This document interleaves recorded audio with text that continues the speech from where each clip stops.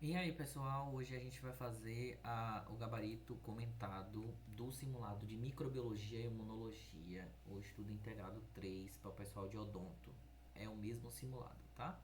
Mas aí, para esse gabarito comentado, eu recomendo que vocês primeiro tentem fazer o simulado. Então, se você ainda não fez o simulado, para tudo, pausa esse vídeo, vai na descrição do vídeo aqui, ó, e clica no link que tá aí fixado para você fazer o simulado primeiro.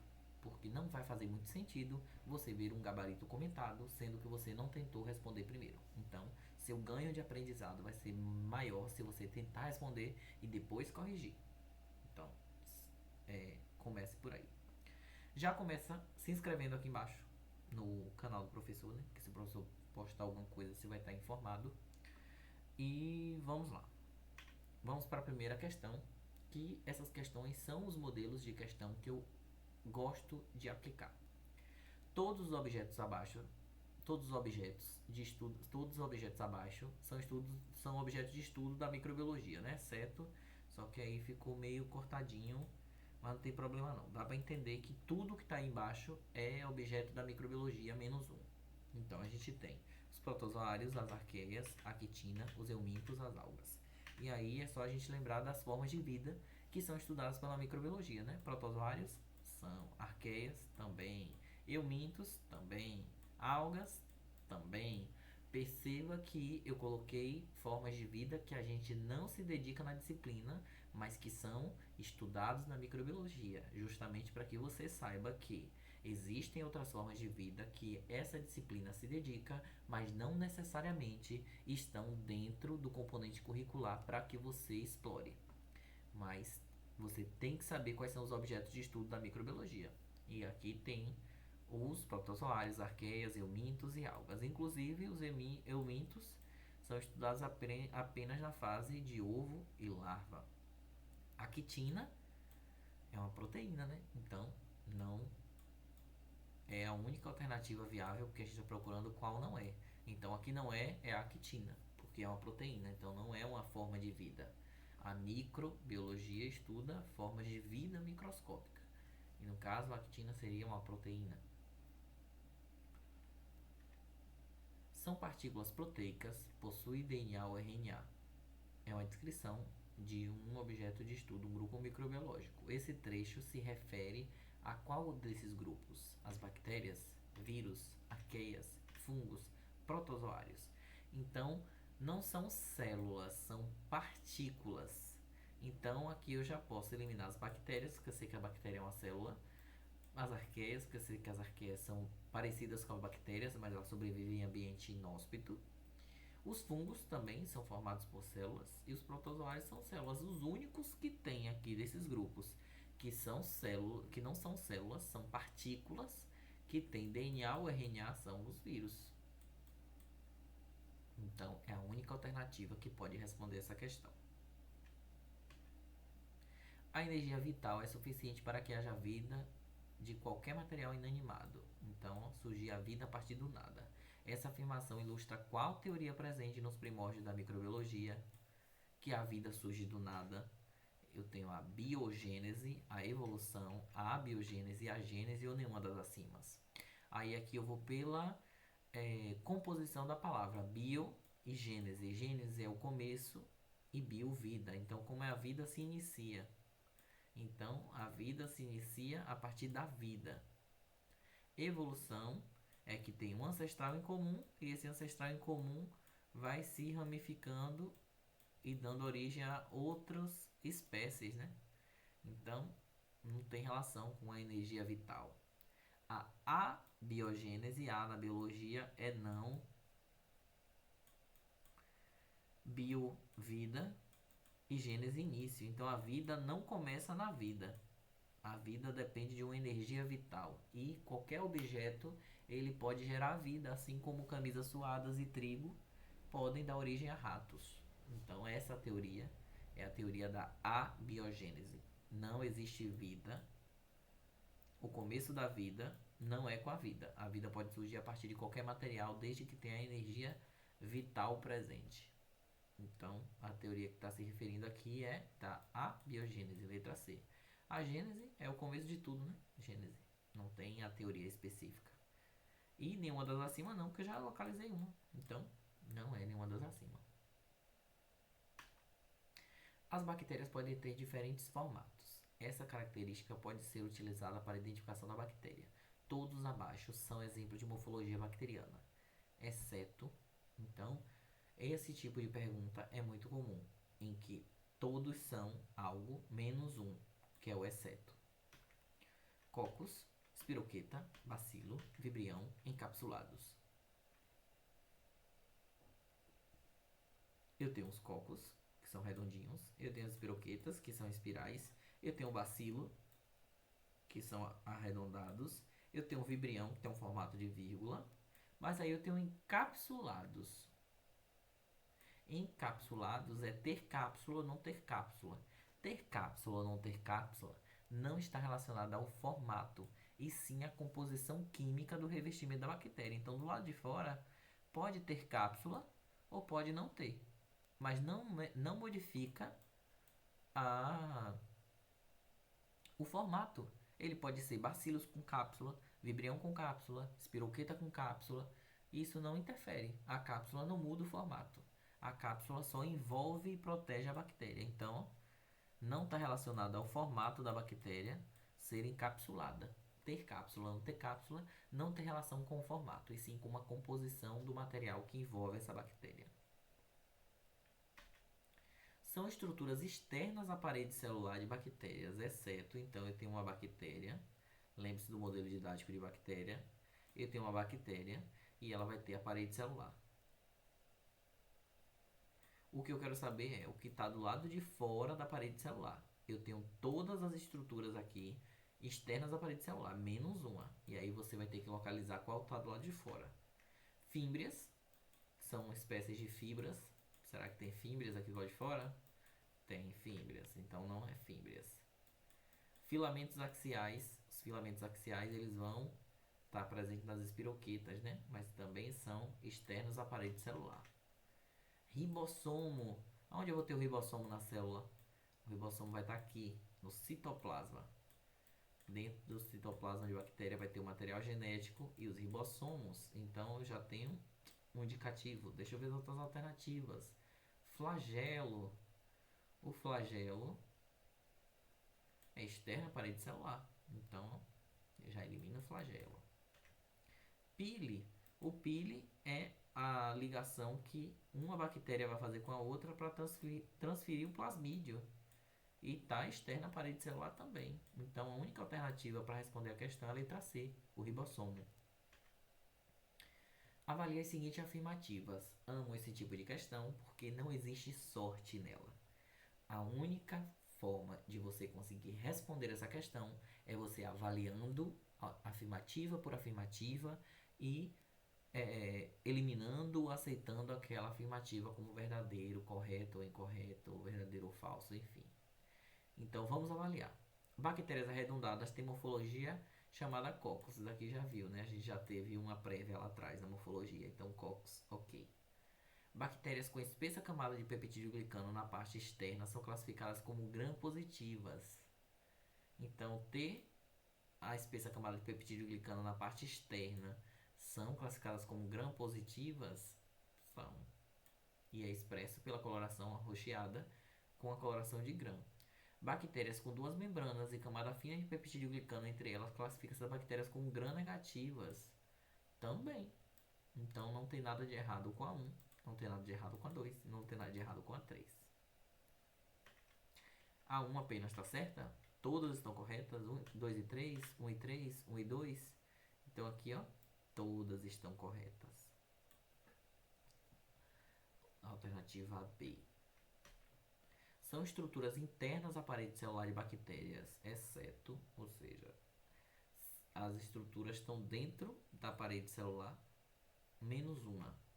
O ribossomo, o plasmídio, a cápsula, o DNA ou nenhuma das alternativas. E aí você volta ao modelo de bactéria e imaginar a bactéria e aqui está a parede celular, então tudo que está aqui para dentro.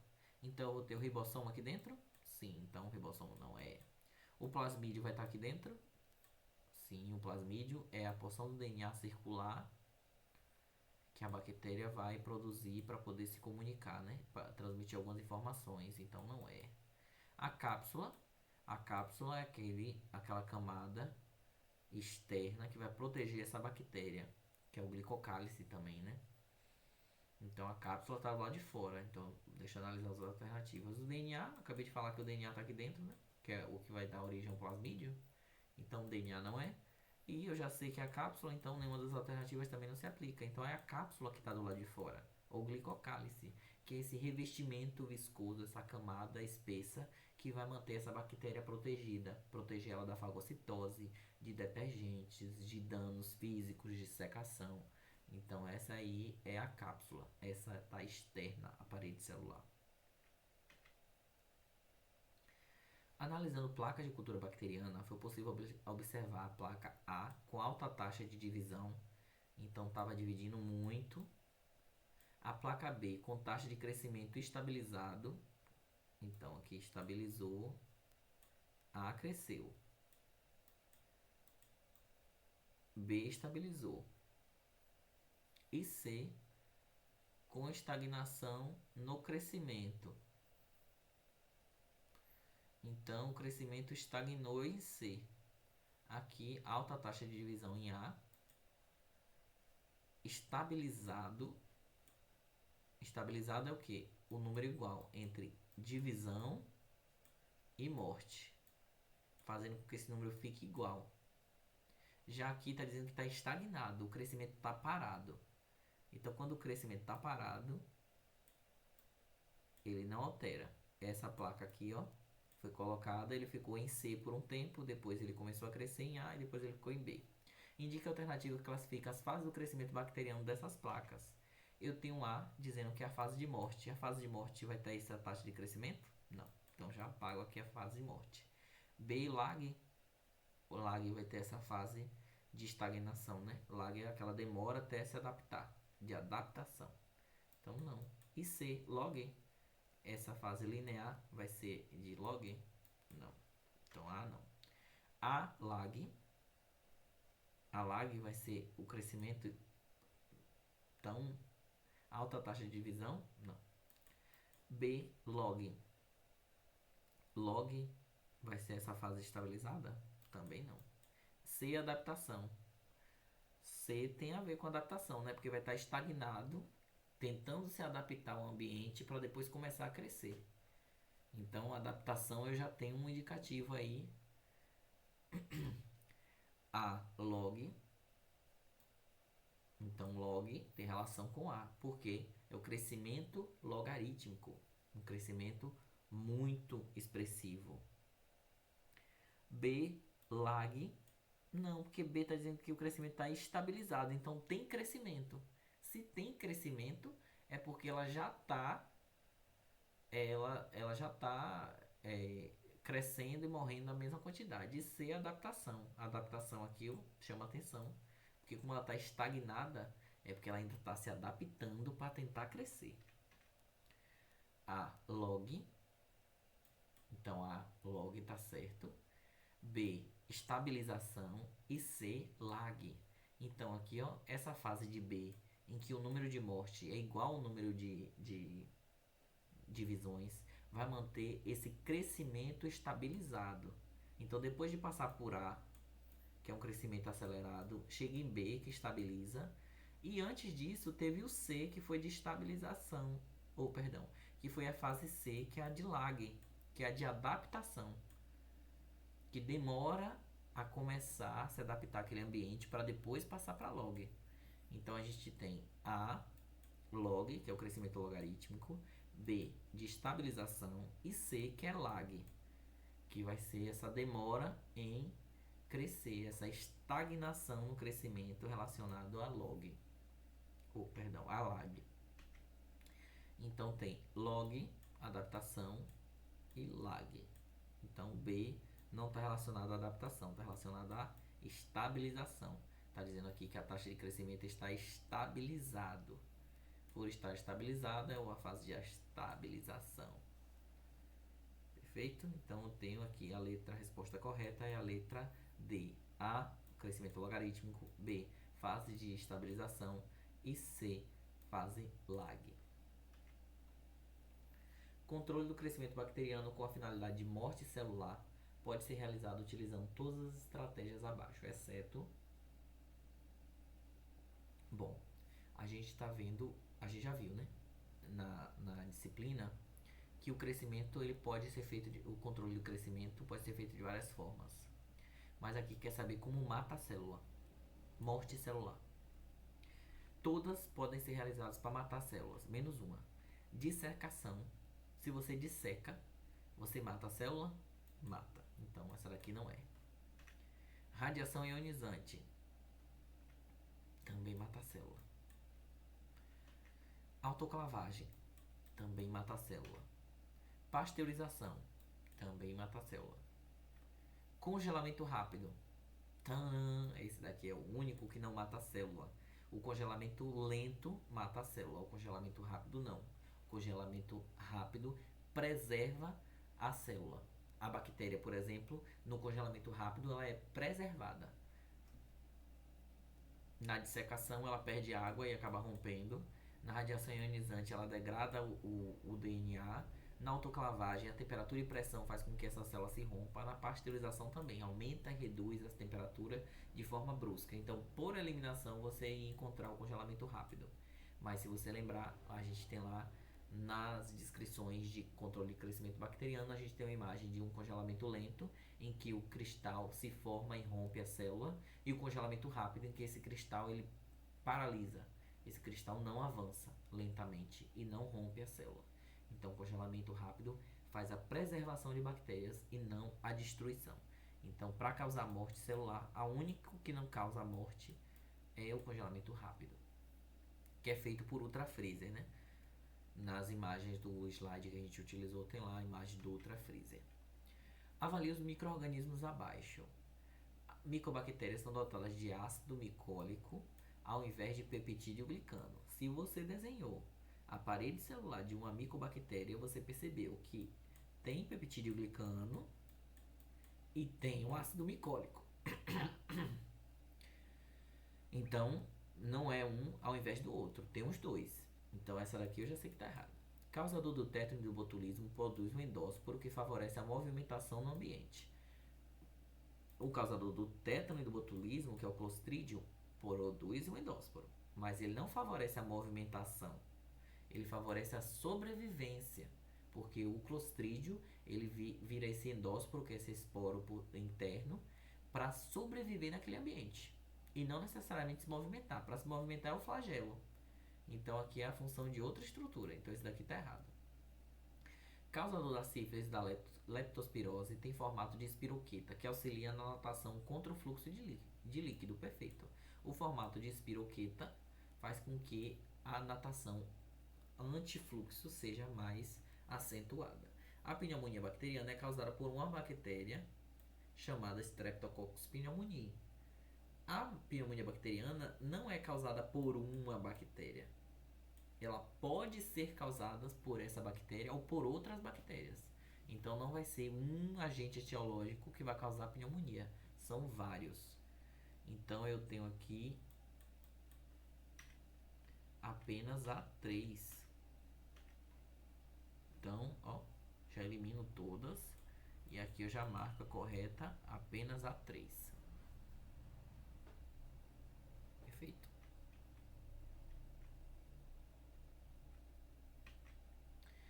Qual agente da imunidade inata que é responsável pela digestão dos corpos estranhos e manutenção da homeostase tecidual? O neutrófilo, o basófilo, o macrófago, o eosinófilo ou a lisozima? Primeiro é que a gente está falando de imunidade inata. E na imunidade inata a gente tem 3 atores, que é o neutrófilo, o macrófago e a lisozima. Então, se você já sabe quais são os atores da imunidade inata, você já elimina a letra B e a letra D. E aí a gente vai olhar qual faz a digestão dos corpos estranhos. A lisozima é uma enzima de degradação. Então, ela não realiza essa função.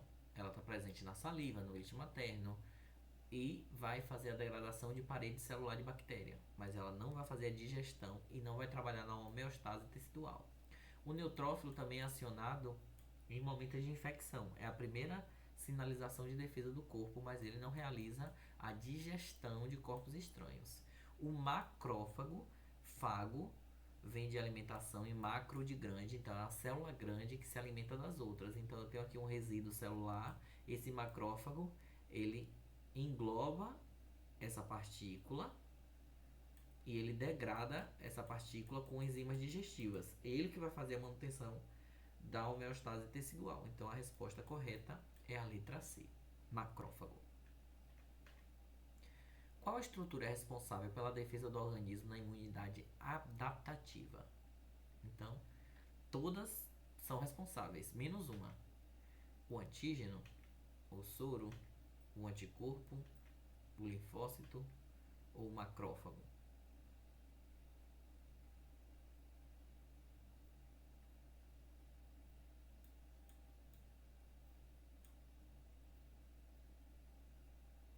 Pausa dramática. O que é um antígeno? Lembra que o macrófago ele vai englobar a partícula. Essa partícula aqui, se ela for uma bactéria, ela vai ter informações na sua parede celular, na sua membrana plasmática, que são essas proteínas. O macrófago vai guardar essas proteínas para informar aos linfócitos